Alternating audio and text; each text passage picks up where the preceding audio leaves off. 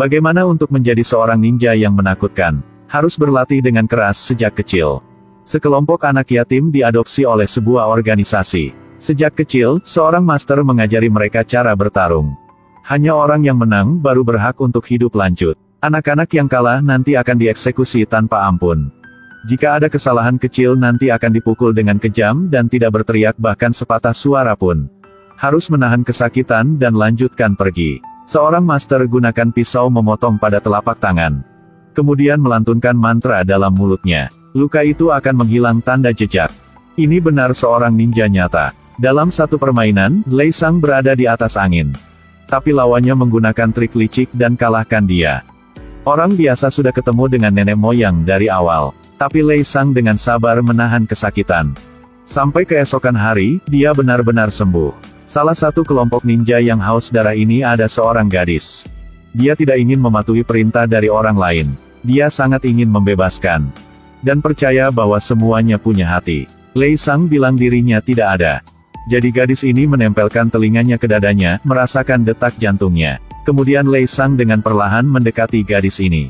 Dengan diam-diam mendengar melodi yang indah ini. Karena sifat baik hati, dia memutuskan untuk tidak mendengarkan master yang membunuh Lei Sang sebuah pisau. Hal ini membuat master sangat marah. Diambil pisau dari tanah, master langsung ke wajah gadis ini. Dan terkuncinya ke kandang besi. Tidak memberi makanan dan minuman serulut 7 hari. Lei Sang tidak menahan lagi. Dia diam-diam memberi minuman untuknya dengan sedotan. Akhirnya gadis ini tidak menahan lagi. Pada malam, dia ingin melarikan diri keluar tempat ini. Pergi ke dunia luar untuk melihat-lihat. Sebelum pergi, dua orang ini saling bercium untuk selamat tinggal. Gadis mengatakan untuk melarikan diri dengan Lei Sang. Tapi Lei Sang ragu-ragu. Akhirnya hanya dirinya melarikan diri sendiri. Begitu dia tidak bisa lari jauh, guru mengirim ninja lain untuk menemukannya.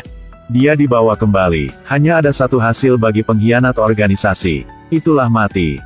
Lei Sang hanya bisa diam-diam untuk menahan. Hari ini dia akan melakukan misi yang pembunuhan pertamanya. Lei Sang pergi ke belakang tujuannya dan menikam tujuannya sebuah pisau. Tapi lawannya bukan orang biasa. Pisau ini kepada tujuannya seperti menggores. Dia menangkap Lei Sang. Kemudian Lei Sang ditikam beberapa kali dan langsung memotong tangan Lei Sang. Karena di tubuhnya banyak luka, berdarah banyak. Kemudian Lei Sang memutuskan untuk melawannya seumur hidup dan mati. Akhirnya juga memecahkan tujuan, saat dia kembali untuk melaporkan dengan Master.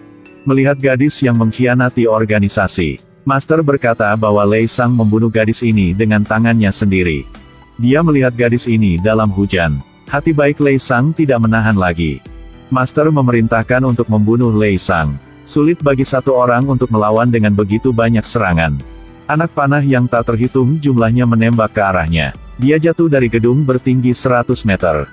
Lebih beruntung, dia jatuh ke air. Sejak itu, dia bersumpah bahwa akan menghancurkan organisasi pembunuhan ini. Di ruang cuci, seorang gadis meminta bantuan dari Lei Sang dengan suara pesona. Tapi dia sudah bilang, kamu dari organisasi ninja mana? Kemudian gadis ini mengeluarkan sebuah pisau, dengan gila memotong ke arah Lei Sang. Tuannya mendengar suara yang kebisingan segera datang ke ruang cuci untuk memeriksa. Tapi tidak melihat siapapun dan hanya melihat cairan keluar dari mesin cuci. Ada bekas luka di sekujur tubuh pria ini. Dia adalah seorang ninja paling kuat. Setelah keluar dari organisasi pembunuhan, setiap hari dia selalu berlatih dengan keras. Untuk memiliki tubuh yang kuat dan otot yang sehat, seni bela diri juga sangat kuat dan mencapai tingkat inkarnasi iblis. Selain itu, ada keterampilan yang sangat diperlukan untuk seorang ninja. Itulah melemparkan anak panah. Dia bisa melemparkan ke tujuan dengan secara sempurna bahkan saat dia menutup mata. Sekarang dia sudah menjadi seorang ninja papan atas. Organisasi pembunuhan sudah dikirim ninja untuk membunuh tujuan. Seorang penyelidik pengadilan, bernama Mika, mendengar tentang penyelidikan rahasia itu. Dan mencari tahu tentang sekelompok pembunuh bernama Ozuno. Dalam sebuah video pengawasan, dia melihat dua orang berkelahi dan salah satunya adalah Lei Sang. Dia dengan rahasia mencegah tindakan organisasi pembunuhan. Karena Mika sendiri yang mencari tahu, dia menjadi incaran organisasi pembunuh. Mika dengan cepat kembali rumah. Tapi di rumahnya tiba-tiba mematikan listrik dengan cara aneh. Dia buru-buru kemasi barang-barang dan temukan tempat untuk bersembunyi. Saat dia bersiap untuk pergi, dia menemukan sebuah surat di atas koper. Surat ini benar-benar tidak sederhana.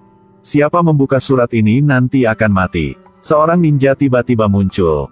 Lebih beruntung, Lei Sang sudah mencegah serangan pembunuh tepat waktu. Langsung dikunci kepala seorang ninja itu. Kemudian dengan sebuah pisau membunuh dia. Lei Sang ingin menghancurkan organisasi pembunuhan ini, jadi diperlukan bantuan dari Mika. Dia membawa Mika kembali rumah untuk mandi dan gantikan pakaian baru. Kemudian gunakan dupa nyamuk dibakar. Untuk menghapus bau di tubuh dan hindari pengejaran si ninja, Mike meminta bantu dari rekannya dan berkata untuknya semua masalah. Kemudian dia membawa Lei Sang ke tempat lama untuk bertemu. Tiba-tiba sebuah sinar nyala. Sekelompok orang bergegas untuk mengendalikan Lei Sang.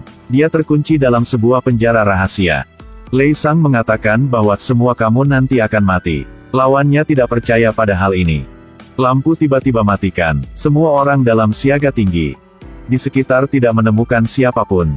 Ketika mereka melihat ke atas, mereka melihat ninja yang tak terhitung jumlahnya. Tentara-tentara ini dibunuh dengan cara kejam, tidak siapapun masih hidup. Mika buru-buru menyelamatkan Lei Sang. Ada seorang ninja pergi di belakang, tidak cukup waktu lagi. Mereka dengan cepat berlari keluar. Lei Sang bilang Mika naik lantai untuk mengemudi dan pergi dulu. Tiba-tiba dalam gelap muncul ninja yang tidak terhitung jumlahnya. Ini adalah ninja paling bagus yang saya melihat. Gunakan pisau dalam tangan seperti memotong semangka. Satu persatu pisau membunuh ninja. Tapi jumlah musuh terlalu banyak. Lei Sang hanya memilih cara mundur. Semua ninja mengejar di belakangnya. Mika baru saja memulai ketika dia tiba-tiba diserang oleh anak panah ninja. Lei Sang masih dikejar di jalan. Seorang ninja yang kuat menebasnya dan terluka. Ketika Lei Sang hampir selesai, Mike datang tepat waktu. Tabrakan si ninja terbang. Meskipun mereka dengan sukses melarikan diri, tapi tubuh Lei Sang sudah terluka parah. Tidak ada cara lain, Mike harus meletakkan alat pelacak ke tubuh Lei Sang. Untuk ninja-ninja membawanya, ninja-ninja membawanya ke depan Master.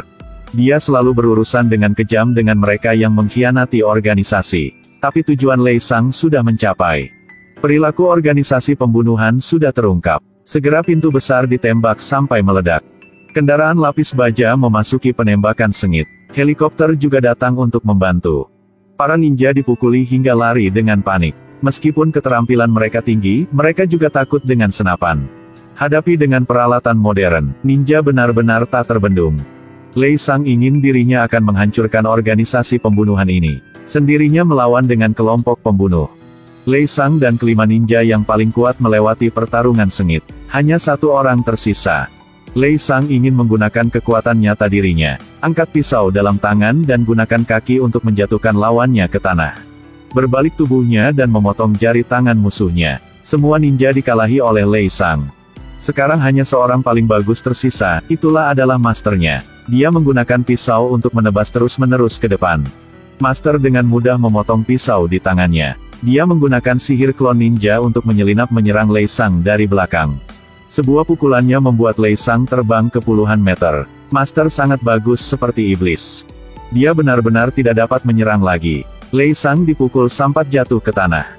Tapi dia dengan kuat berdiri lagi dan tidak menyerah. Dia bersumpah dihancurkan organisasi ini. Dia dengan cepat bergegas ke depan. Master menghilang lagi dan bersiap untuk menyerang dari belakang. Lebih beruntung reaksinya sangat cepat. Keduanya saling memotong dengan sengit. Lei Sang menggunakan semua yang Master mengajari untuk menghadapi Masternya. Pertempuran masih berkecamuk. Kekuatannya benar-benar tidak cukup untuk mengalahkan Master. Karena kekuatan Master terlalu besar. Dia menggunakan sihir klon lagi. Lei Sang tidak bisa memukul Master sama sekali. Kemudian dia ditikam sebuah pisau dari belakang. Saat dia hendak membunuh Lei Sang, Mika tiba tepat pada waktunya untuk menembaknya 2 kali. Master segera memindah ke belakang dan menikam pada dada Mika. Pada saat ini Lei Sang sangat marah. Dia membangkitkan setiap keterampilan. Pertempuran kali ini dia sudah menang. Dia dengan cepat membawa Mika berlari keluar. Dengan halus meletakkan tangannya ke luka di dada Mika. Tiba-tiba dia hidup lagi dengan secara aneh. Sebenarnya jantungnya terletak di dada kanan.